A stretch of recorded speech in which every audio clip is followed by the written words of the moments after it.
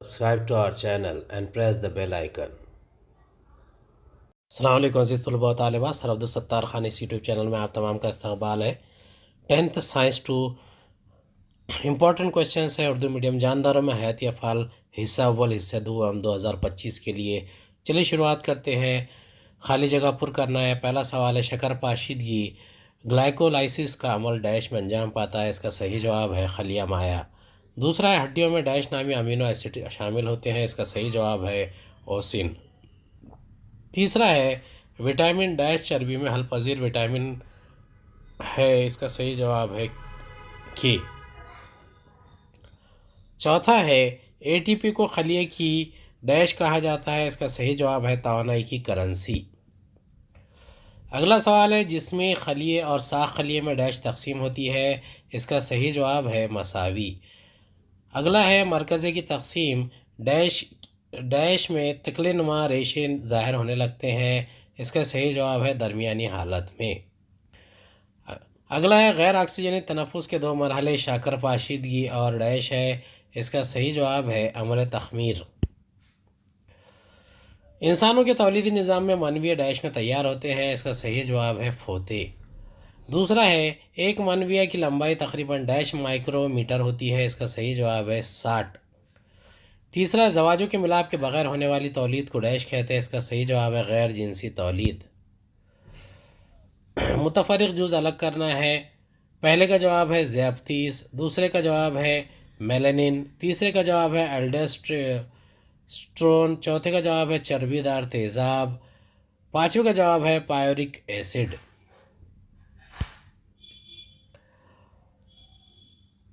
ये पहली जोड़ी के मुतनासिबत से दूसरी जोड़ी मुकम्मल करना है। पहली है अमीबा तकसीम दुई हाइड्रा है कलियाव, दूसरा है अफ़क़ी तकसीम दुई पैरामेशियम, अमूदी तकसीम दुई योगलिना, प्याला गुल अंखड़िया ताज गुल पंखड़िया, मावन घेरे प्याला गुल और ताज गुल, लाजमी घेरे नरकोट और मादा कोट, स्पायरो गायरा तजियाकारी, प्लेनेरिया बाज़ पैदाइश, FSH बैस खलियात की नशोनुमा, LH तश्कील बैज़ा।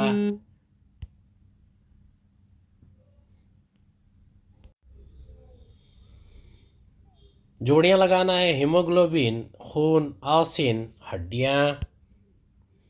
जानदार और खली की खसूसियात में एक अहम खासियत खलवी तकसीम है। इसकी वजह लिखना है, साइंसी वजह। पहला नुक्ता है तमाम जानदारों के लिए खलियाती तकसीम बहुत ज़रूरी है। जिस्मानी नशोनुमा और बालिदगी खलियाती तकसीम की वजह से मुमकिन है। दूसरा है झीज की तलाफ़ी जिस्मानी साख्त और बनावट को खलियाती तकसीम की वजह से ही क़ायम रखा जाता है, क्योंकि इसकी वजह से जिस्म को नए खलियात हासिल होते हैं। तीसरा वालिदैन के तौलीदी खलियात में खलवी तकसीम के बायस नवमौलूद का जन्म होता है। चौथा गैर जिनसी तौलीद में माइटोसिस मसावी तकसीम के तरीक़े से नए अनवा का ज़हूर होता है। पाँचवा जिनसी तौलीद में म्योसिस तख्लीली तकसीम से एक गुना ज़वाजों की तश्कील में मदद मिलती है। ये तमाम अफ़ाल से ये ज़ाहिर होता है कि खलिए की तकसीम जानदारों की एक अहम खसूसियत है।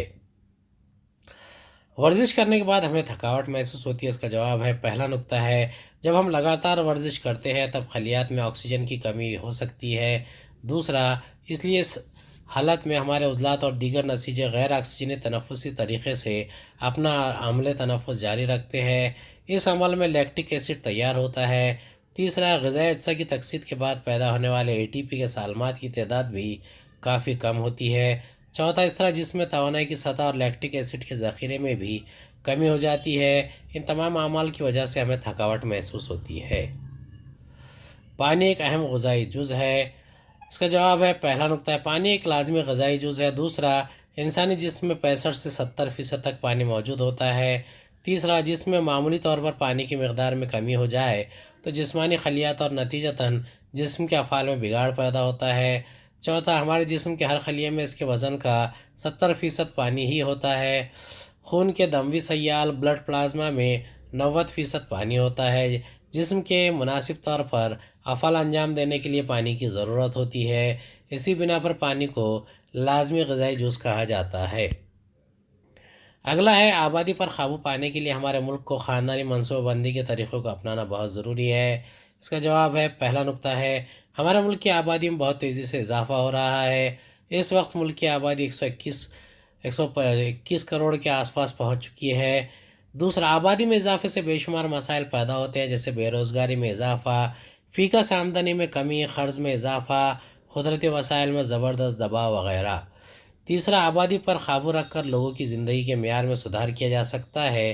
چوتھا، اس لیے آبادی کے دھماکے پر قابو حاصل کرنے کے لیے ہمارے ملک کو خاندانی منصوبے کے طریقے کو اپنانا بہت ضروری ہے۔ فرق ظاہر کرنا ہے آکسیجنی تنفس، غیر آکسیجنی تنفس۔ آکسیجنی تنفس، اس قسم کے تنفس کے لیے آکسیجن کی ضرورت ہوتی ہے۔ یہ تنفس خلیے کے مرکز اور خلیے مائع دونوں جگہ پر انجام دیا جا سکتا ہے۔ آکسیجنی تنفس کے آخر میں کاربن ڈائی آکسائڈ اور پانی کے سالمات تیار ہوتے ہیں۔ اس تنفس کے دوران کثیر مقدار میں توانائی پیدا ہوتی ہے۔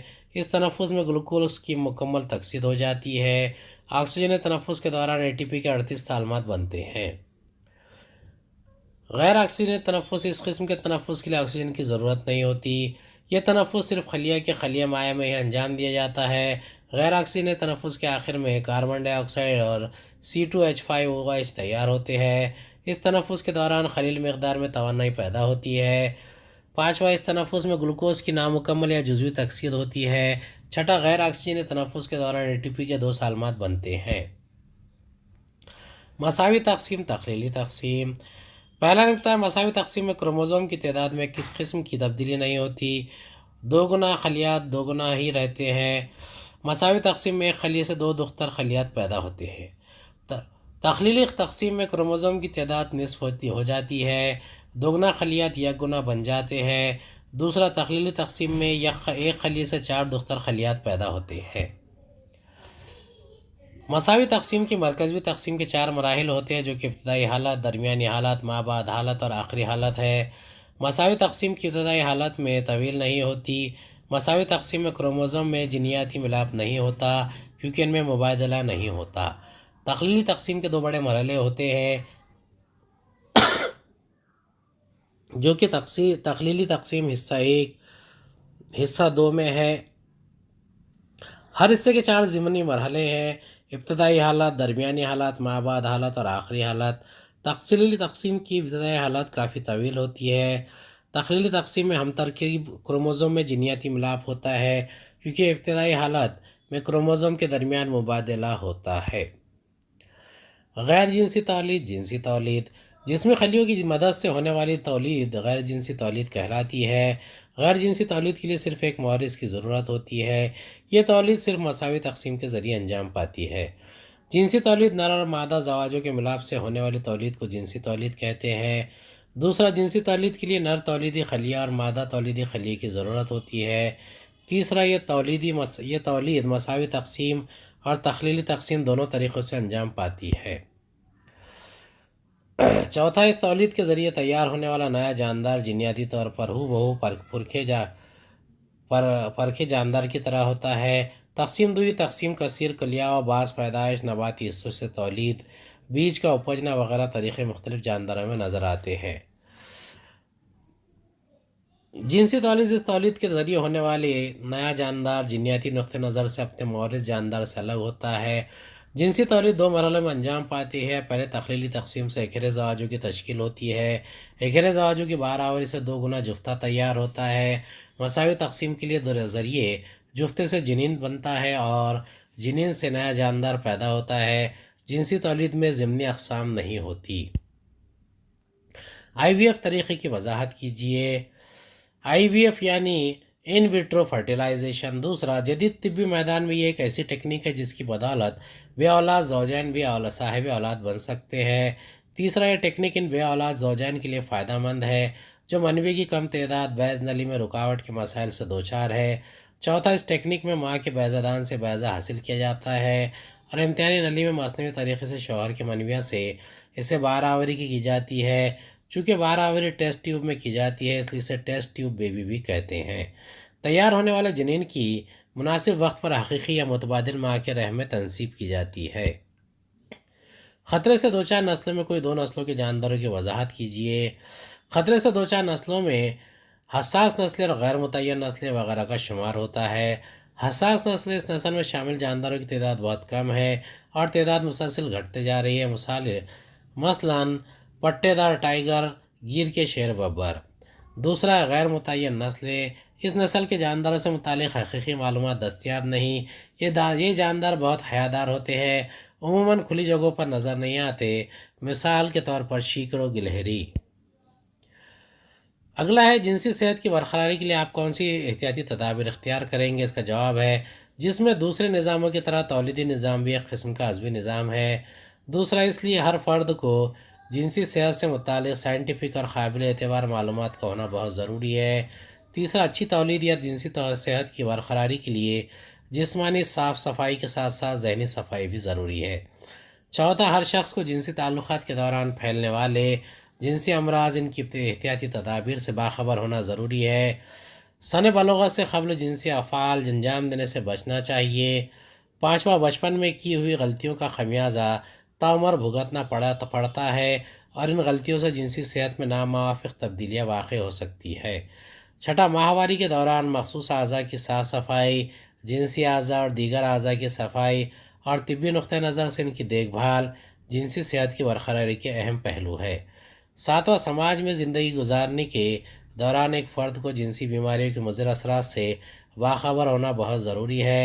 غیروں سے جسمانی تعلقات قائم رکھنا اور احتیاطی تدابیر سے ناواقفیت دراصل جنسی طریقے سے پھیلنے والے امراض کو دعوت دینے کے مترادف ہے۔ مختلف معالجاتی جانچوں کے باوجود بے شمار زوجین اولاد سے محروم رہتے ہیں۔ اس حالت میں آپ کون سی انسدادی تدابیر تجویز کریں گے؟ پہلا ہے IVF، دوسرا ہے متبادل ماں سروگیٹ مدر، تیسرا ہے مادہ منویہ بینک۔ مختلف معالجاتی جانچوں کے باوجود بے شمار زوجین اولاد سے محروم رہتے ہیں۔ ان زوجین کو صاحب اولاد بنانے کے لیے مندرجہ ذیل میں سے کوئی ایک تدبیر اختیار کرنی ہوگی۔ IVF یعنی ان ویٹرو فرٹیلائزیشن جدید طبی میدان میں ایک ایسی ٹیکنیک ہے جس کا استعمال اس وقت کیا جاتا ہے جب زوجین منوی کی تعداد بیض نلی میں رکاوٹ کے مسائل سے دوچار ہوتے ہیں۔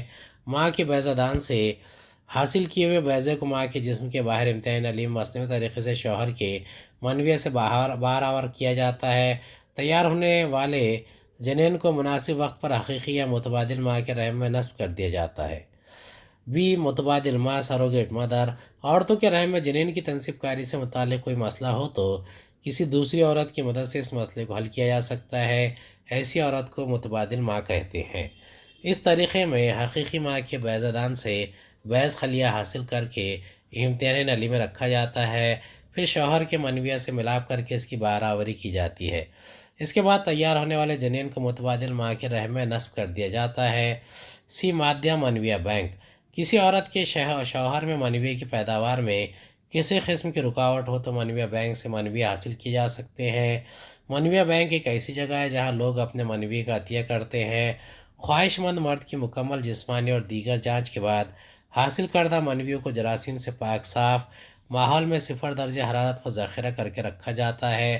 ضرورت مند زوجین اس مادہ منویہ کو حاصل کر کے IVF ٹیکنیک کے ذریعے اولاد پیدا کر سکتے ہیں۔ مادہ منویہ کے عطیہ دہندہ کا نام پوشیدہ رکھا جاتا ہے۔ کروموزوم کی ساخت کی صاف شکل بنا کر ذیل کے حصوں کو نامزد کیجیے۔ A سینٹرومر، P بازو۔ انسانی مادہ تولیدی نظام کی شکل بنائیے اور ذیل کے افعال کو نامزد کیجیے۔ بیض نالی، بیضہ دان، رحم۔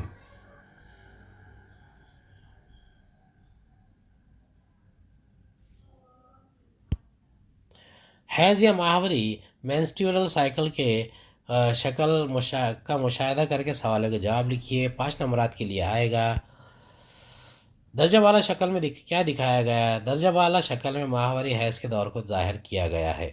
اس عمل میں انسانی جسم کے کون سے اعضاء حصہ لیتے ہیں؟ اس عمل میں مادہ تولیدی نظام کے مختلف حصے جیسے بیض نالی، بیضہ دان، رحم اور اندام نہانی حصہ لیتے ہیں۔ اس عمل میں کون کون سے مرکبات حصہ لیتے ہیں؟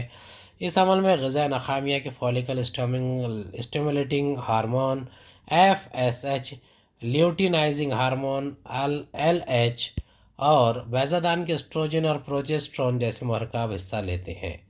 یہ تبدیلی کتنے دنوں کے وقفے سے بار بار ہوتی ہے؟ جواب ہے یہ تبدیلی ہر 28 سے 30 دنوں کے وقفے سے اپنے آپ کو دہراتی ہے۔ درجہ بالا عمل کے دوران خاتون کا جسم ناپاک ہوتا ہے، اسے دیگر لوگوں سے دور ہی رہنا چاہیے۔ اس بیان کے بارے میں آپ کی رائے کیا رائے ہے؟ یہ کہنا کہ ماہواری کے سبب خاتون کا جسم ناپاک ہو جاتا ہے بالکل غلط ہے۔ اسے کسی بھی حالت میں دیگر لوگوں سے دور نہیں رہنا چاہیے۔ یہ ایک قدرتی عمل ہے جس میں غیر باراور بیض خون کے ساتھ عورت کے جسم سے خارج ہو جاتے ہیں۔ اس عمل کے دوران خاتون کو مکمل آرام اور صحت بخش غذائی اجزاء کا استعمال کرنا چاہیے۔ یہ ایک تکلیف دہ مرحلہ ہے جس میں انفیکشن کا خطرہ رہتا ہے۔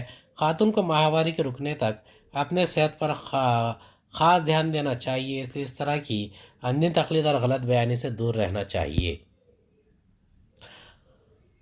درجہ ذیل چارٹ مکمل کیجیے۔ اب دیکھیے اس میں جو ہائی لائٹڈ ہے وہ جوابات ہے خالی جگہ میں آتے ہیں، جیسے carbohydrate, amino acid, pyruvic acid, acetyl coenzyme A, Krebs چکر، توانائی CO2+H2O+ توانائی۔ وٹامن سے کیا مراد ہے؟ 2 قسم کے وٹامن کے نام لکھیے۔ غیر متجانس مرکبات کے وہ گروہ جو پروٹین پر مشتمل ہوتے پروٹین کہلاتے ہیں۔ جسم کی صحت قائم رکھنے اور مختلف جسمانی افعال کو احسن طریقے سے انجام دینے کے لیے ہمیں وٹامن کی ضرورت ہوتی ہے۔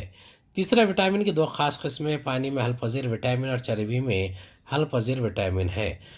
پانی میں حل پذیر وٹامن B اور C ہے، چربی میں حل پذیر وٹامن A، D، E اور K ہے۔ مناسب شکل کی مدد سے پھول کے حصوں کے افعال کی وضاحت کیجیے۔ یہ 5 نمبر کے لیے آ چکا ہے۔ تاج گل، کلغی، نالہ گل، موسلی، بیضہ دان، زرریشہ، بذرہ دان، پیالہ گل، انکھڑی۔ پھول نباتات میں جنسی تولیدی عمل کی ایک افعالی اکائی ہے۔ ایک مثالی پھول میں 4 حلقے ہوتے ہیں، ان میں 2 لازمی اور 2 معاون حلقے یا گھیرے ہوتے ہیں۔ دوسرا، پیالہ گل اور تاج گل معاون گھیرے ہیں، ان کا کام پھول کے اندرونی حصوں کی حفاظت کرنا ہے۔ تیسرا، پیالہ گل کے اجزاء کو انکھڑی کہتے ہیں، یہ سبز رنگ کے ہوتے ہیں، اندرونی حلقوں کی حفاظت کرتے ہیں۔ چوتھا، تاج گل کے اجزاء کو پنکھڑیاں کہتے ہیں، یہ مختلف رنگ کی ہوتی ہے، یہ پنکھڑیاں پتنگوں کا پھول کی جانب راغب کرنے کا کام کرتی ہے۔ پانچواں، نر کوٹ اور مادہ کوٹ لازمی گھیرے ہیں کیونکہ یہ تولیدی عمل میں حصہ لیتے ہیں۔ چھٹا، نرکوٹ پھول کا تولیدی عضو ہے جو زر ریشوں اسٹیمنز پر مشتمل ہوتا ہے۔ ہر زر ریشہ میں ایک زرتار فلامنٹ ہوتا ہے جس کے سرے پر بذرہ دان موجود ہوتا ہے۔ بذرہ دان میں 4 جوف ہوتے ہیں، ان جوفوں میں تخلیلی تقسیم کے ذریعے بذرے تیار ہوتے ہیں۔ سازگار موافق حالات میں بذرہ دان پھٹ جاتا ہے، بذرے خارج ہوتے ہیں۔ مادہ کوٹ پھول کا مادہ تولیدی عضو ہے، اس کا ہر حصہ ثمر برگ یا موسلی کارپل کہلاتا ہے۔ یہ ثمر برگ متحدہ یا علیحدہ ہو سکتا ہے۔ ہر مادہ کوٹ کے نچلے حصے پر بیضہ دان پایا جاتا ہے جہاں سے کھوکھلی نلی نائے گل اسٹائل نکلتی ہے۔ نائے گل کے سرے پر کلغی ہوتی ہے، بیضہ دان میں ایک یا کئی بیضے ہوتے ہیں۔ 8واں، 2 جنسی پھول میں نر کوٹ اور مادہ کوٹ ایک ہی پھول میں موجود ہوتے ہیں، مثلاً جاسندی کا پھول۔ 9واں، ایک جنسی پھول میں نر کوٹ یا نر پھول میں اور مادہ کوٹ مادہ پھول میں موجود ہوتے ہیں، مثلاً پپیتے کے پھول۔ امید ہے آپ کو ہمارا ویڈیو پسند آیا ہوگا۔ اگلے ویڈیو میں دوبارہ ملاقات ہوگی۔ خدا حافظ۔